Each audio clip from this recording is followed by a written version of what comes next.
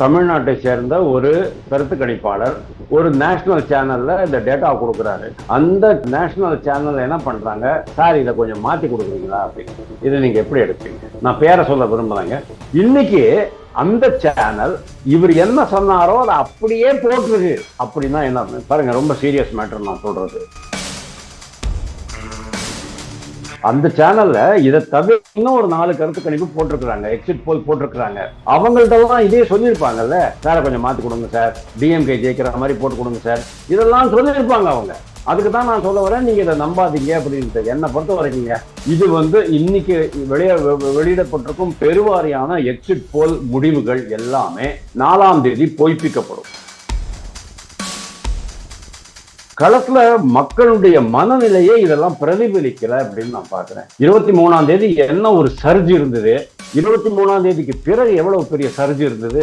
அதாவது அந்த ஒரு யூஃபோரியா அப்படிம்பாங்களே, உற்சாகம், ஒரு ஆரவாரம், அது இது இங்க பிரதிபலிக்கல. இவங்க ஸ்டாண்டர்டா to be on the safer side, எதுக்கு நம்ம பாட்டுக்கு டிஎம்கே ஜெயிக்கிறதுன்னு சொல்லி வச்சிருவோம் அப்படிங்கிற மாதிரியான ஒரு மனநிலையில கூட இவங்க வந்திருக்கலாமோ அப்படின்னு தோணுது. விஜய் ரசிகர்களுக்கும் விஜய் ரசிகைகளுக்கும் ரொம்ப ஜாலியா இருக்கும்.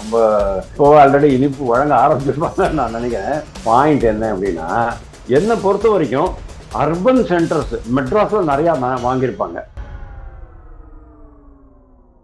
டிகோட் பாலிடிக்ஸ் நேயர்களுக்கு வணக்கம். இன்று நம்முடன் இணைகிறார் அரசியல் விமர்சகர் திரு வாசுதேவன் அவர்கள். வணக்கம் சார். வணக்கம் ஹரிஹரன். தாவேகா பாத்தீங்கன்னா பல நிறுவனங்கள் கொடுத்த கருத்து கணிப்புல பாத்தீங்கன்னா டபுள் டிஜிட்ல தான் வின்னிங் அப்படின்ற மாதிரி கொடுத்திருக்காங்க. சோ டிவிகேக்கு சாணக்கியா ஸ்ட்ராட்டஜி 13ல இருந்து 18 கொடுத்திருக்கு. இந்தி டிவியோட பீப்புள் பல்ஸ் பாத்தீங்கன்னா 18ல இருந்து 24 கொடுத்திருக்காங்க. இதையும் தாண்டி India today, axis my India, இவரு இணைந்து டிவிகேக்கு 98ல இருந்து 120 தொகுதியை கைப்பற்றும் அப்படின்னு கொடுத்திருக்காங்க. டிஎம்கே 92ல இருந்து 110, அதிமுக 22ல இருந்து 32 தான் அப்படின்ற மாதிரி கொடுத்திருக்கு. இதை எப்படி பாக்குறீங்க சார்? டிவிகே பெரும்பான்மையா டிஜிட்ல தான் அதிகமான இடங்கள் கொடுக்குறாங்க. இந்தியா டுடே ஒரு படிக்கு மேலே போய் 98ல இருந்து 120 அவங்க ஆட்சியை பிடிக்கும் அப்படின்னு சாதகமாகவே இந்த கருத்து கணிப்பை வெளியிட்டு இருக்காங்க. இதை எப்படி பாக்குறீங்க? விஜய் ரசிகர்களுக்கும் விஜய் ரசிகைகளுக்கும் ரொம்ப ஜாலியா இருக்கும். ரொம்ப இனிப்பு இப்போ ஆல்ரெடி இனிப்பு வழங்க ஆரம்பிச்சிருப்பாங்க நான் நினைக்கிறேன். பாயிண்ட் என்ன அப்படின்னா, விஜய், நான் திருப்பி முதலே சொன்ன மாதிரி, விஜய் ஒரு 4 இடங்கள்ல ஜெயிக்க முடியும். அவருடைய நெக்ஸ்ட் இன் கமாண்ட் இருக்காங்க இல்லையா, செங்கோட்டையனை விட்டுடுங்க, அவர் வெட்டரன். புசி ஆனந்த், ஆதவ அர்ஜுனா, அருண்ராஜ், நிர்மல் குமார், திருப்பரங்குன்றம், இவங்க எல்லாமே பாருங்க முதல் முறையா தேர்தலை சந்திக்கிறவங்க. அவங்களுக்கெல்லாம் அவ்வளவு பெரிய ஆதரவு இருக்கும் அப்படின்னு நான் நினைக்கல. மேக்சிமம் 80,000 வாக்குகள் வாங்க முடியும். ஆனா 80,000 வாக்குகள் வாங்கினாலும் கூட ஜெயிக்கிறதுக்கான வாய்ப்புகள் உண்டு, அது இல்லைன்னு நான் சொல்லல. அதுக்காக தான் சொல்றேன், மேக்சிமம் ஒரு 10-15 இடங்கள்ல அவங்க 80,000 வாக்குகளுக்கு மேல வாங்கி ஒரு 4-5 இடங்கள்ல வெற்றி பெற முடியும். அதுக்கு மேல முடியாது. ஏன்னா பட்டி தொட்டியிலெல்லாம் விஜய் போகல. அங்க ஃபார் எக்ஸாம்பிள் ஒரு சின்ன ஊர் இருக்கு, லெட்டஸே துவரங்குறிச்சி அப்படிங்கிறது, மதுரைக்கு போற வழியில துவரங்குறிச்சி இருக்குது. அப்படிலாம் சொன்னா வேடசந்தூர் அப்படிங்கிற ஊர் இருக்கு. அந்த மாதிரி ஊர்கள்ல தான் அவர் போகல. ரொம்ப இன்டீரியர்ஸ்க்கெல்லாம் போகவில்லை, தளி மாதிரி ஊருக்கெல்லாம் போகல. அப்போ அங்கெல்லாம் அவருக்கு 35% வாக்குகள் விழும் அப்படிங்கிறது என்னால நினைச்சு கூட பார்க்க முடியல. சான்ஸே கிடையாது. ஏன்னா அங்க இருக்கிற மக்களுக்கு 2 தான் தெரியும். படிப்பு இருந்தாலும் கூட அரசியல்ல அவங்களுக்கு 2 விஷயம் தான் தெரியும். ஒண்ணு உதயசூரியன், அதை விட்டாச்சு சொன்னா ரெட்டை இலை. இந்த 2 சின்னம் தான் உங்களுக்கு தெரியுமே தவிர விஜில் அப்படிங்கிறது தெரியாது. விஜய் நடிகர் அப்படிங்கிறது தெரிஞ்சிருக்கலாம், ஆனா எல்லாருமே அதுக்கு ஓட்டு போட்டுடுவாங்க அப்படின்னு நான் நம்பல. என்னை பொறுத்த வரைக்கும் அர்பன் சென்டர்ஸ் மெட்ராஸ்ல நிறைய வாங்கியிருப்பாங்க. அர்பன் சென்டர்ஸ்ல ஓரளவுக்கு நல்லா வாங்கியிருப்பாரு. மற்றபடி ரூரல் சென்டர்ஸ்ல கிட்டத்தட்ட ஒரு 170 தொகுதிகள்ல நான் சொல்றேன் 5000ல இருந்து 10,000 வாக்குகள் வரைக்கும் தான் வந்திருக்கும்.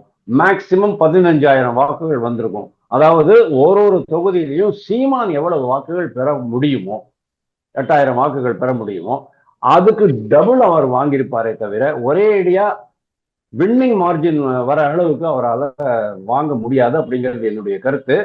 இந்தியா டுடே பாத்தீங்கன்னா தாவேகாக்கு 35% வாக்குகளை வெல்லும் அப்படின்ற மாதிரி கைப்பற்றுன்ற மாதிரி கொடுத்திருக்காங்க.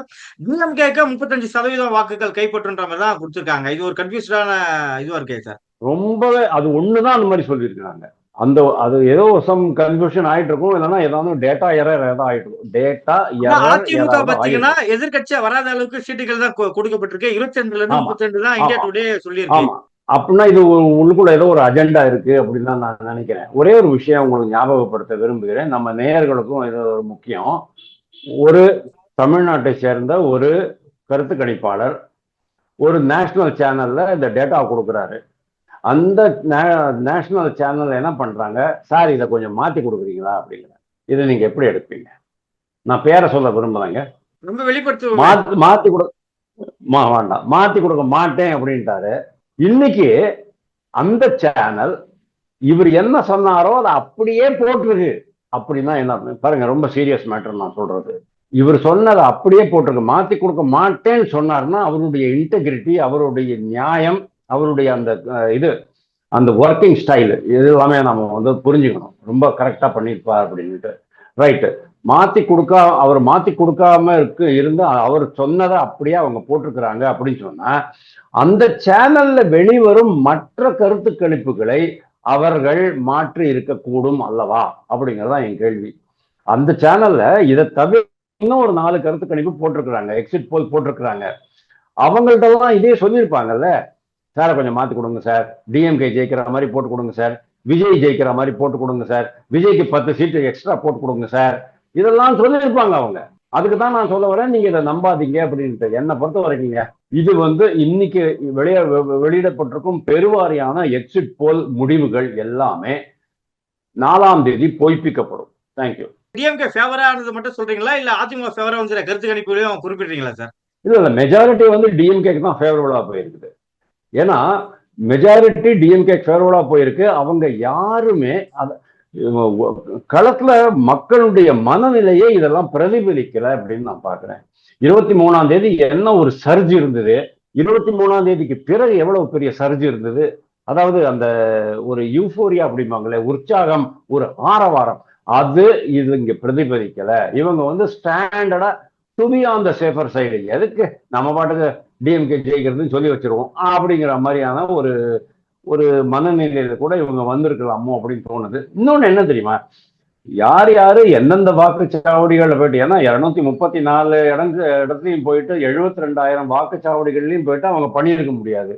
ஒரு சில பகுதிகளில் மட்டும்தான் அவங்க பண்ணியிருக்க முடியும். குறிப்பாக அர்பன் சென்டர்ஸ்ல மட்டும்தான் வந்து விஜயை பத்தி அவங்க கேட்டிருப்பாங்க. ரூரல் சென்டர்ஸ்ல தான் இதெல்லாம் யாரும் பண்ணியிருக்க சான்ஸே இல்லை.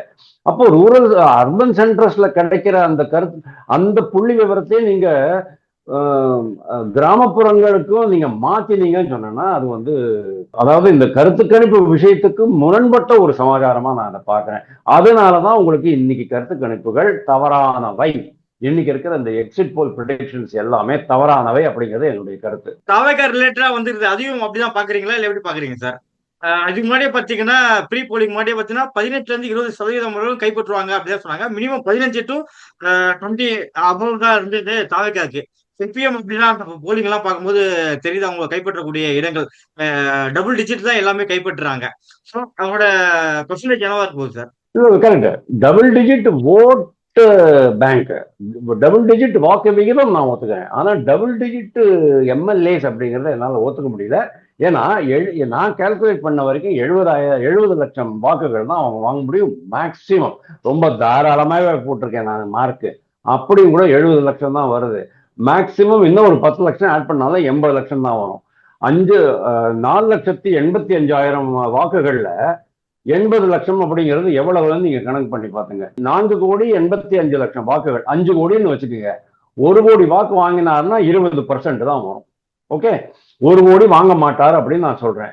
கிட்டத்தட்ட 15% 20% வாக்குகள் தான் அவருக்கு விழப்போகுது. ஒரு சில இடங்கள்ல வாக்கு குவிப்புகள் இருக்கலாம். கரூர்ல, சோழிங்கநல்லூர்ல, திருச்சியில, பெரம்பூர்ல, வில்லிவாக்கத்துல, டி நகர்ல எல்லாம் சார் ஆனந்தெல்லாம் வெளியூருக்காரர் சார், எப்படி சார் அங்க வந்து பண்ண முடியும்?